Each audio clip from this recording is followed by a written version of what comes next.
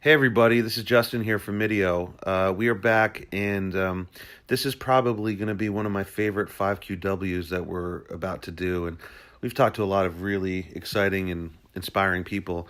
The person that I want you to meet right now is an artist that I have had the extreme pleasure of getting to know and working with exclusively over the last year. His name is Romell, and we'll get you all of his socials. We're going to have a really interesting conversation here, and we'll try and keep it under 10 minutes. But hey, everybody, I want you to meet Romell. Hey, welcome to the Vibes, baby. So Travis, I want to kind of go back a little bit. Mm-hmm. Romell, you guys caught me. That's his real name. I want to go back a little bit and talk about, kind of what you did before we met, which we started working together about a year ago. Yeah. And I don't want to talk about our process necessarily, but I want to kind of get a sense of, explain what you were doing the year before we met versus the year since we've met. Does you know what I mean? Creatively. Yeah, creatively, I was pretty much just like doing any and everything that was hot. Just trying to follow a trend, just trying to do this and do that and just be like, oh, I can sing it like that, but I'll just try to do it better. Oh, I can get a producer to do that, so I'll just try to do it better. And I just never really like... And you were feeling frustrated because... because... It wasn't working. It wasn't clicking. And I knew I knew I was talented enough, but I just felt like it was probably something they already heard before and, stuff like that. And I was always on a late show, and it just wasn't not the actual late show. Yeah, you were late to the party. To the party. I always felt like I was just late to the party, and that just like drew a lot of frustration. And that's when so as a general piece of advice, yeah, you're a new artist. Would you say... What it sounds like you're saying to me is you were sort of being like reactive to the trends. In other words, yeah, you heard something, you said, "Oh, that's kind of what I like." Oh, that's kind of what I like, and that's kind of what they like. So let's try to do that. All right, let's try to make a record like that. Right. When no. and you realize that wasn't really getting any traction for you. No, not at all. I mean, my peers and my everybody around me knew it was good, but like it just could never get me to the next level because somebody already had that sound. Somebody already was doing that before. So would you say a lesson learned was try and be unique? Indeed. And even if maybe it might take an extra minute to get there? It's worth it. It's worth it. It's more beneficial to actually like take the time to figure out what you need to do to help you as a creator instead of just trying to create something somebody else has already created. Right. So. And I mean, we could talk about it a little bit, but what I really want to discuss is, we could talk about it a little bit, but what I'd really like to discuss beyond that is, okay, so we met. Now, we don't have to go too deeply into our relationship because it's not about us. It's about you today. Yeah.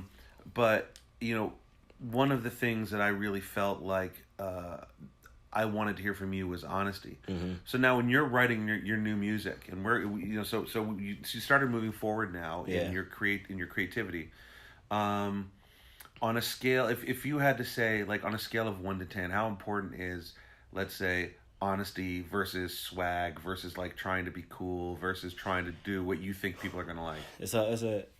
If you want to do music to be an artist to actually have longevity, it means everything.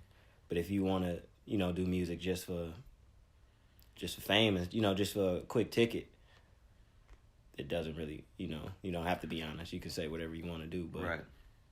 I felt I had to be honest. I had to figure it out to be honest. I just was never around the right creative people that allow me to be honest, because that's not what they wanted to hear from me. So right. I was never given a chance to really do that. Right. I mean, that was one of the things that I've always really enjoyed about working with you, is that ever really since from the first song that we wrote together, mm-hmm. it was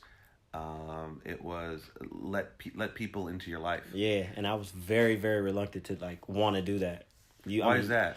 But why is that? I'm not trying to big up what we've done, but what was reluctant? Was it the culture of hip hop and R&B? What was the thing that made you reluctant to be truthful and honest? It was just me, because I mean, like the friends I'm around, I feel like it's a certain type of aura you have to carry yourself around, and I was never really like okay with like letting people fully in of like how I emotionally was feeling, or how depressed I was, or like financially I was doing, because out on the surface it looked like I was fine because I was around the right people. Well, you're hanging out with movie stars and NBA All-Stars. Yeah, you know what I mean? So like I just kind of felt into that role, like, of like, yeah, you know, I'm doing good, I'm doing this, but like, whew. So in a manner of speaking, this batch of new music has set you free in a way. Oh my goodness, this is like therapy. This is like a therapy session every day. Like every time we wrote, it was just therapy. It helped me become who I needed to be as a man, as an artist, as a creator. And I actually give since I will say since we linked, like, because a lot of people and a lot of artists they always loved me as a writer and, you know, stuff like that, and I always felt like I can do something great, but I would just never like, yeah, okay, I would be like, whatever. But since us writing, like, I give better advice now because I know exactly what to say and how to say it now, when before I was very like, I was tiptoeing around it because I didn't know what to say because I wasn't even doing it myself. Right.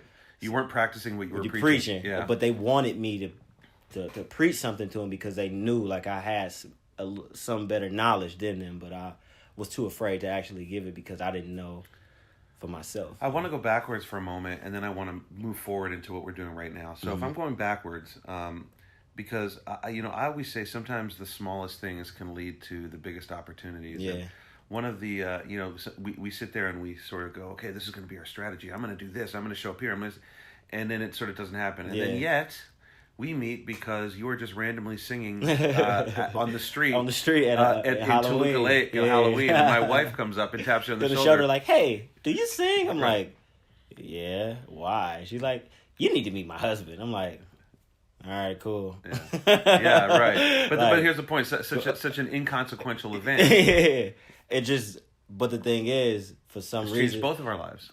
Yeah, but for some reason, I'm very like, nah, I'm okay. But for some reason, I was just like, where is he? She's like in the house. I was like, all right, cool, let's do it. Yeah. Because at that point, as we got to work more and more, that's when I was kind of like, I was in that, depression mode. Like, I was kind of like, whatever. Like, I wanted to. You'd almost given up. Yeah, like pretty much just almost giving up on like everything. So it was like, whatever. But in a way, I mean, I'm sorry that you had to go through that, but in a way, and I know that that's still a challenge for you on a daily, but in a way, it also allowed you to be the vulnerable and open, and you're like, I've done it this way, let's try it a different way. And that's the thing that I've always loved about just this new situation is like, I'm actually not doing it all my way, and I'm doing it someone else's, not like more say doing it someone else's way, but it's just like I'm more open to learning like of new ways to actually do it, but the correct way. When before, like, I was just like you said, like, oh, let's go to this event, oh, we gotta go to that, oh, I gotta fly here to do this, I gotta meet this person, go shake that hand, shake that, but that's not how it goes. Like, it's literally structure, it's literally finding your sound, it's literally like finding the right pieces to the puzzle, and then making it, and then stepping outside. So what's interesting is we talk a lot about the importance of collaboration. Yeah.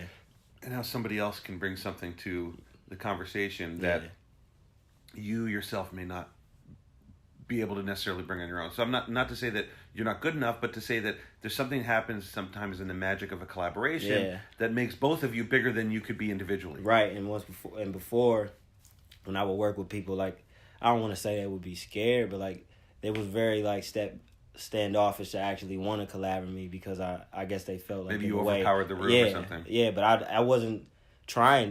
That's something I wasn't trying to do, but it's just my presence. Like let's get this done. All right, let's get this done now. Let's get this done now. And then it's like, all right, so they're just gonna follow my lead. It's like, all right, here we go. Right. So let's move forward, and I want to conclude on this. So just so that you guys are aware, over the last year we've written for the Romell project, I think 10 or 11 songs. And I was offered an opportunity to try and write a song for a major motion picture. And Romell was the perfect collaborator for it. So we decided to jump in and write this song for this film. We recently found out that we unseated Beyonce and Kendrick Lamar. Big facts. using our songs instead of theirs. Big facts. So what I want to do is I want to kind of step outside. I want to talk. I want you to maybe talk a little bit about the process of writing the song and maybe what the film's about and how you put your life into a song about somebody else's life. Well, I just felt like the story of the movie and like my life was kind of like parallel of where he was trying to break through a barrier of like he was trying to find truth and I was trying to find honesty. And I just felt like I can actually speak on something from my perspective that he would feel and actually understand. It's like, man, this is about me. When I was writing it about, we about myself. But at the same time, it was just so perfect and so parallel, which his story was, being convicted of rape. And he was totally... Maybe you should tell the people that his name. Brian Banks. Sorry about that. The movie's called Brian Banks. Movie's called Brian Banks. And, he was wrongly convicted of rape. And he was a very, very talented football player. He got stripped away from all of his dreams and aspirations just because of someone falsely accused him of something and had to fight for truth, fight for it. And he actually found it because the California Innocent Project helped him actually get through that. And my situation...